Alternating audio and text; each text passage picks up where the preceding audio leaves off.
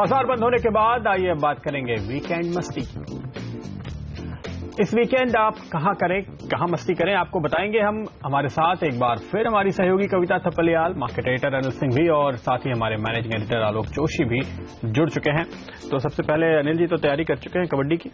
बिल्कुल, कबड्डी खेल कर आए और कबड्डी देख कर आए और आज भी खेलना है और कल भी खेलना है, क्योंकि आज है सेमीफाइनल्स और पहला सेमीफाइनल इंडिया और थाईलैंड के बीच में, ईरान और कोरिया दूसरा सेमीफाइनल खेलेंगे। तो मैं उम्मीद कर रहा हूं हम तो पहुंचेंगे ही फाइनल में। होम ग्राउंड है अहमदाबाद। नॉर्मली ऐसे इवेंट्स के आसपास फुटबॉल वर्ल्ड कप होता है, क्रिकेट वर्ल्ड कप होता है, तो मोहल्ले में वही स्पोर्ट्स खेले जाते हैं। क्या वो हो रहा है आपके यहाँ? ड्राइंग रूम में होता है बिल्कुल। और एक्चुअली मैं बताऊं, बच्चों में बड़ा पॉपुलर हो रहा है प्रो कबड्डी लीग की वजह से। तो बच्चे खेलने लगे, अब समझने लगे कि कबड्डी नाम का भी कोई खेल होता है, खासतौर से मुंबई और बड़े शहरों में। छोटे शहरों में तो पहले भी खेला जाता था। तो आज थाईलैंड से सेमीफाइनल जीतने के बाद फाइनल में भिड़ंत ज्यादा संभावनाएं कोरिया के साथ हो, और कोरिया के साथ ही होनी चाहिए ताकि मजा आए दो तरीके से। एक तो अच्छा मैच देखने को मिले और दूसरा पहले लीग मैच में जो हम कोरिया से हार गए थे तो पे बैक बदला भी चुका दे, हाथों हाथ यहीं का यहीं खत्म करके आगे भेजें फिर उनको। लेकिन क्रिकेट कितना एक्साइटिंग रहेगा, क्योंकि पिछले मैच ने तो रुलाया है फैंस को। नहीं, ऐसा नहीं है। देखो हर्षदा, उसमें मजा ही क्या जहाँ सामने कोई ऑपोजिशन ना हो, तो खेलने का मजा क्या है। तो 4 बार वो क्लीन स्वीप में मजा नहीं आता, थोड़ा तो सामने रेजिस्टेंस होना चाहिए ना। तो रेजिस्टेंस पार करके जब प्रदीप स्ट्रोक ऊपर निकलता है तो उसका मजा अलग होता है, राइट। वैसे ही कल न्यूजीलैंड से भले हार गए हम थोड़ा, वो भी एक पांड्या जी थे हमारे, हार्दिक पांड्या जी, एक आध शॉट गलत नहीं करते 6 रन से 1 6 पांड्या जी और मार देते। पांड्या का गुस्सा इस पांड्या पे उतारना है तो उतार सकते हैं। यहाँ अगर बल्ला सीधा लग जाता। ये तो अच्छा है कि पांड्या जी आपसे बहुत दूर बैठे हैं तो और बल्ला भी नहीं है, आसमान में बॉल है। तो मतलब एक शॉट की वजह से हार गए तो कोई दिक्कत नहीं। लेकिन अब संडे को मैच है और इंटरेस्टिंग होगा। मुझे लगता है अब मोहाली में खेलेंगे और मोहाली में तो मजा आना चाहिए। तो सीरीज थोड़ी इंटरेस्टिंग हो रही है। तो संडे को मैच का आनंद लिया जाएगा और कल कबड्डी के फाइनल का, आज सेमीफाइनल का। और कविता, इस बार आप तो पूरा फिल्म फेस्टिवल लेकर आई। एब्सोल्युटली। वो मैं कहूंगी कि अगर दिवाली शॉपिंग से आपको फुर्सत मिल गई है, क्योंकि अभी एक ही हफ्ता दूर है ऑलमोस्ट, अगर आपने शॉपिंग कर ही ली है तो आप फिल्म फेस्टिवल को जरूर एंजॉय करने जाए, क्योंकि कल इसका बहुत शानदार तरीके से आगाज हुआ है, शुरुआत हुई है, काफी स्टार सडेड शुरुआत हुई है और फिल्म भी अब की बार काफी ज्यादा इंटरेस्टिंग है। मेरा फोकस यहाँ पर कुल मिला के 3-4 फिल्मों पर है, जो कि बताना चाहूंगी दर्शक भी जरूर जाए इन फिल्मों के लिए। प्रियंका चोपड़ा के प्रोडक्शन हाउस की पहली film, Marathi film in fact produce कर रही है, वेंटिलेटर, काफी इंटरेस्टिंग है। अरविंद केजरीवाल की पॉलिटिकल हिस्ट्री अगर आप जानना चाहते हैं तो हिस्ट्री है एग्जैक्टली, अभी तक जितनी भी बनाई है उन्होंने। इनसिग्निफिकेंट मैन नाम की ये फिल्म है जो कि फिल्म फेस्टिवल में दिखाई जा रही है। आजाद, मीरा नायर की बहुत ही चर्चित फिल्म है जो अब की बार मुंबई इंटरनेशनल फिल्म फेस्टिवल में दिखाई जा रही है। और ट्रैप मैं कहूंगी विक्रमादित्य मोटवाने, जिन्होंने हमें काफी ऑफ बीट सिनेमा, उड़ान जैसी फिल्में दी हैं, उनकी ये फिल्म काफी शानदार रहने वाली है। तो मैं थोड़ा स्टूपिड क्वेश्चन अगर पूछूं कि कहाँ दिखेगा ये, कहाँ अलग अलग वेन्यू है, आप साइट पर जाइए और हर फिल्म के शेड्यूल के हिसाब से एक दिया हुआ है वेन्यू, और वहां पे आप जा सकते हैं। आपको अपने आप को रजिस्टर कराना होगा। लेकिन तो वो एक तैयारी अभी से करनी चाहिए। लेकिन जैसे कविता कह रही थी, अगर शॉपिंग से आपको टाइम मिले, और रवि पुष्य नक्षत्र है, घर की सफाई जो मुझे काफी मेहनत से करें। बेस्ट पार्ट है कि अभी ना बेस्ट टाइम है, ये सारी जो हाइपर लोकल साइट्स पे आप वो अपॉइंटमेंट ले लीजिए, क्योंकि ढेर सारे ऑफर्स मिल रहे हैं। कोई आपका deep cleaning services, deep tissue cleaning, massage की जगह डीप क्लीनिंग सर्विसेज घर से भी करवा सकते हैं। लेकिन गुजराती और मारवाड़ियों के लिए सबसे शुभ टाइम होता है कुछ शॉपिंग करने का, नया बिजनेस आप कुछ प्लान क्यों आप ये पुष्य नक्षत्र को है मैं वो नहीं मुझे क्यों बना रही है? Apparently it is supposed to be very very auspicious. मैं गोल्ड खरीदारी वही करते हैं। मैं गोल्ड खरीदूंगा संडे को। वो शायद इसलिए कि धनतेरस पर उत्तर भारत में बड़े पैमाने पर खरीदारी होती है, लेकिन धनतेरस गुजरात में उतना बड़ा त्योहार नहीं माना जाता है। और मारवाड़ियों में भी पुष्य नक्षत्र बड़ा माना जाता है। उसमें भी अगर वो गुरु को पड़े या गुरु पुष्य हो जाए या रविवार को रवि पुष्य, तो ये बड़ा तो बढ़ जाता है। लेकिन धनतेरस के पहले आ रहा है, इसलिए ये बेस्ट हो जाता है अभी।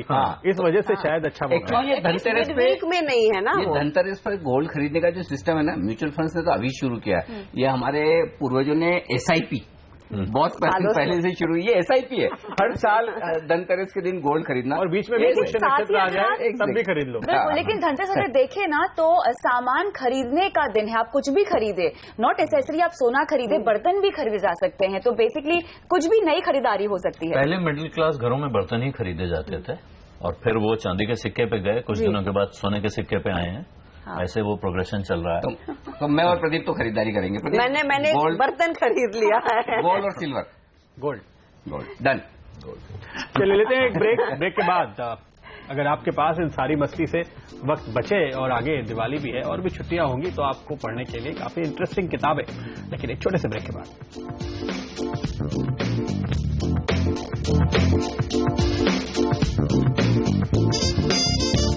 स्वागत है आपका एक बार फिर वीकेंड मस्ती में। और अब बात किताबों की। एंटरप्रेन्योरशिप की कोई किताब आप लेकर आए, बल्कि दो किताबें लिख रहे हैं। नहीं, पहली दो पे तो एक ही चीज लिखी हुई है। पहली किताब है Pradeep, entrepreneurship simplified from idea to IPO। Ashok Soota का नाम आप लोगों ने सुना होगा, माइंडट्री के फाउंडर थे। आजकल वो एक नई कंपनी चला रहे हैं, उसके भी एग्जीक्यूटिव चेयरमैन हैं, हैप्पीएस्ट माइंड्स। इस किताब के बारे में और ज्यादा नहीं बताऊंगा क्योंकि इस पर अशोक सूटा का एक इंटरव्यू 4:57 पे आने वाला है। वहां जिन लोगों को इस किताब में ज्यादा दिलचस्पी हो वो उसे देख सकते हैं। लेकिन इतना बताना जरूरी है कि जो लोग बिजनेस कर रहे हैं, जो बिजनेस करने की सोच रहे हैं, और जो लोग इनमें से कुछ भी नहीं सोच रहे हैं लेकिन बिजनेस के अंदर की या अपने जीवन को चलाने के कुछ अच्छे सूत्र पढ़ना चाहते हैं, उन सब के लिए ये किताब काम की किताब है। ये पेंगुइन ने पब्लिश की है और इसकी ई-बुक भी अवेलेबल है। दूसरी किताब भी ये, क्योंकि एंटरप्रेन्योरशिप पे हमने बात कर ली, दूसरी किताब है स्टार्टअप की दुनिया की, और ये किताब मैंने हर्षदा को पढ़ने के लिए दी थी। हमारे साथी हैं पत्रकार, हिंदुस्तान टाइम्स के बिजनेस एडिटर हैं सुवीन सिन्हा, उन्होंने लिखी है टिप ऑफ द आइसबर्ग। और बाकी इसके बारे में हर्षदा, क्योंकि इतना स्टार्टअप्स का हमने देखा है चलन बड़ा है, तो सुवीन सिन्हा ने टॉप जो प्रोमिनेंट नाम है, चाहे फ्लिपकार्ट हो, स्नैपडील, पेटीएम, ओला, उन सब के फाउंडर से बात की है। और नॉर्मली एज जर्नलिस्ट हम इन लोगों से मुलाकात करते हैं तो कुछ ऐसी चीजें हैं कि इन्होंने कैसे कारोबार को शुरू किया उसकी जानकारी हमें होती है, लेकिन ये आइडियल बुक है उन सभी लोगों के लिए जो ये सर्विसेज यूज करते हैं या फिर सोचते हैं कि ये छोटी सी आइडिया कैसे कारोबार में बदली। मैं स्पेशली जो मेरा सबसे पसंदीदा चैप्टर था वो पेटीएम वाला था, जहां पर विजय शेखर शर्मा के बारे में लिखा गया है कि कैसे वो हिंदी मीडियम स्कूल में पढ़े हैं। 14 साल के थे जब उन्होंने 12th क्लास पूरी कर ली थी, तो is practically a genius. 15 years के हुए तो JEE के लिए उन्होंने उनको बोला कि आप 15 साल पूरे कर लीजिए तभी हम आपको इंजीनियरिंग कॉलेज में दाखिला देंगे। तब उन्होंने इंग्लिश पढ़ना शुरू की है। तो वो एक किताब स्पेशली इंजीनियरिंग की हिंदी में पढ़ते थे और इंग्लिश में साथ में पढ़ते थे। स्नैपडील के कुणाल बहल का एक एग्जाम्पल है जहां पर उन्होंने कैसे कोल्ड कॉल करके अपना पहला क्लाइंट हायर किया, क्योंकि 1000 लोगों से मिलते थे, सब बोलते थे अच्छा कल आइए, परसों आइए।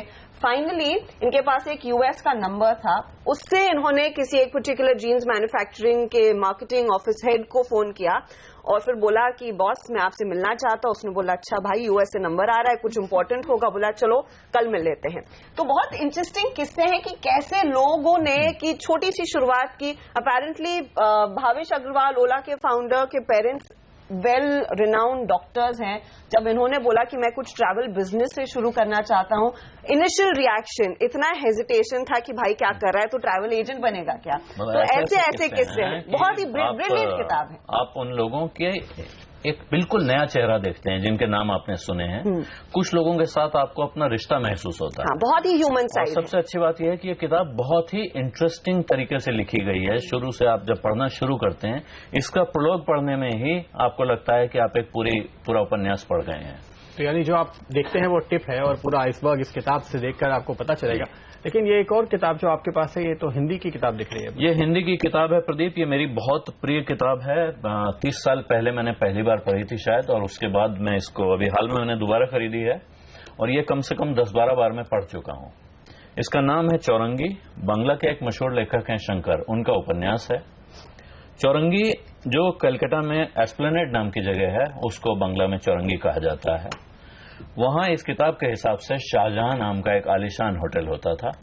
उसके अंदर इस किताब का जो हीरो है उसको संयोग से नौकरी मिल जाती है। वो कोलकाता जाता है किसी काम की तलाश में, जहां जाके वो होटल में नौकरी करने लगता है, फ्रंट ऑफिस क्लर्क भी बनता है, दूसरे काम भी करता है।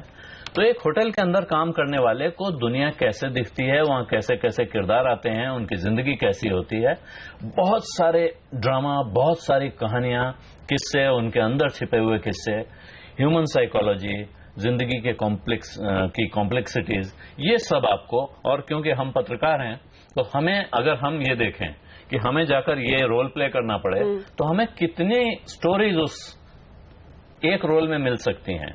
फिर मैंने सोचा कि इसी तरह आप अगर एक टैक्सी ड्राइवर होकर एक किताब लिखें या किसी दूसरे रोल में जाकर एक किताब लिखें, तो आपको क्या क्या लिखने को मिल सकता है।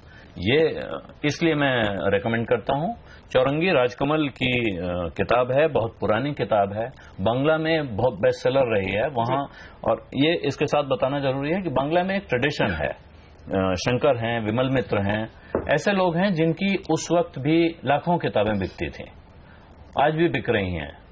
जब हिंदी में हम लोग रोते थे कि लेखक लिखे कैसे और उससे जिंदा कैसे रहे, चुटकुला चलता था कि क्या करते हो भाई, लेखक हूं। लेखक तो हो लेकिन करते क्या हो। बिल्कुल। तो आज का असाइनमेंट शायद मेरा ये हो सकता है कि इसका किंडल वर्जन बांग्ला में मिलता है क्या, ये ढूंढ के देखते हैं। लेकिन फिलहाल शुक्रिया आप सभी का, और इसके साथ ही हमें और दीजिए इजाजत, मुझे और हर्षिता को भी। नमस्कार।